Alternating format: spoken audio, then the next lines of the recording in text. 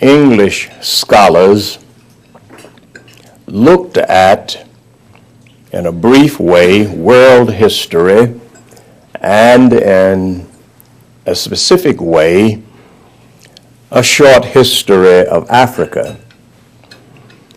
And in that short history, they lifted up the fact that humankind has gone through three primary stages. The first as hunter, and then farmer, and then urban dweller.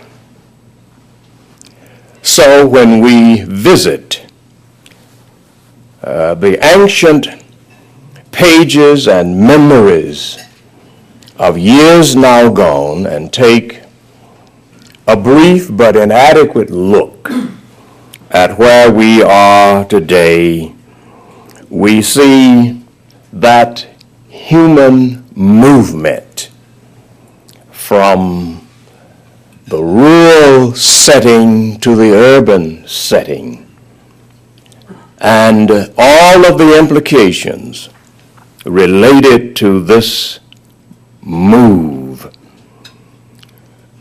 present to us great opportunities and great challenges. Suburbia is an outflow and an overflow of the urban experience for the most part.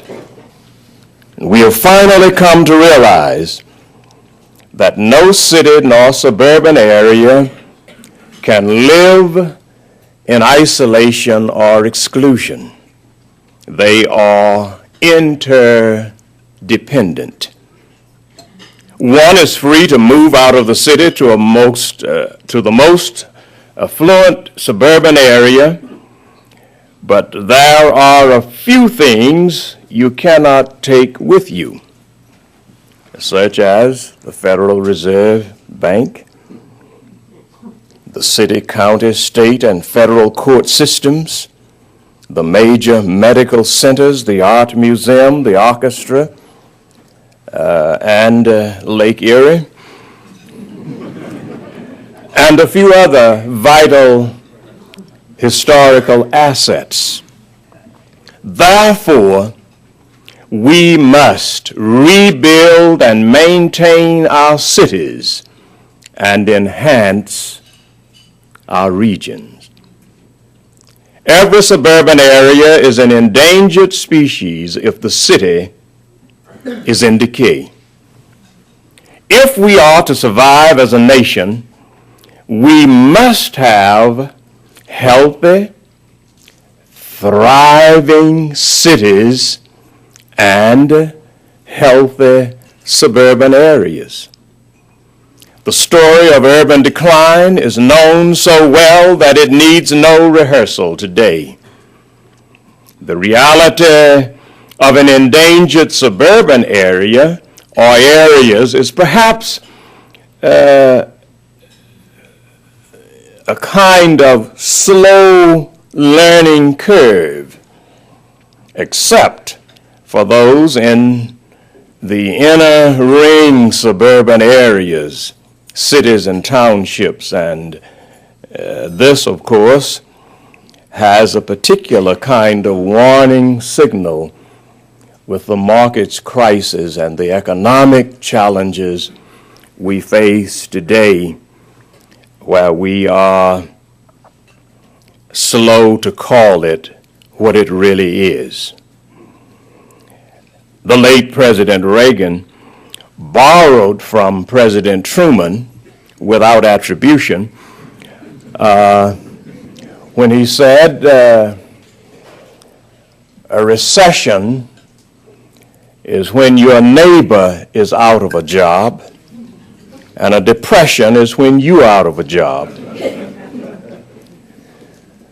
I want to say today with bold audacity that every school that fails in the city, every disease that goes untreated in the city, every unprotected child in the city, every unemployed city dweller, every unprotected resident in the city, every piece of dilapidated infrastructure in the city, every toxic waste site in the city, every ugly billboard in the city is a threat to the entire region. To build an affluent suburban area and neglect the city is like building a fabulous house with a dysfunctional furnace and a flooding basement. You will drown in the summer, freeze in the winter, and experience health hazards all year long. Let me suggest, before I take my seat, a few urgent needs and attainable goals. First, we must have a coherent national urban policy that affirms the necessity of healthy cities throughout the nation and gives significant, urgent support to meet the needs thereof. If we have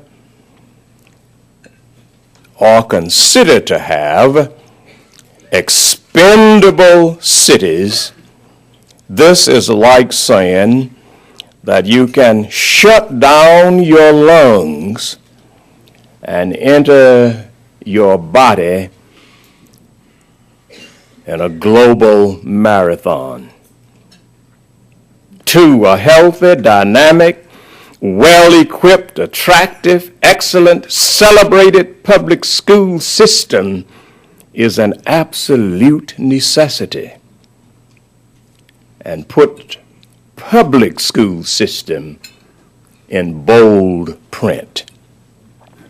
Private, parochial, and independent academies should be a viable option, but never a replacement for a quality, outstanding public school system.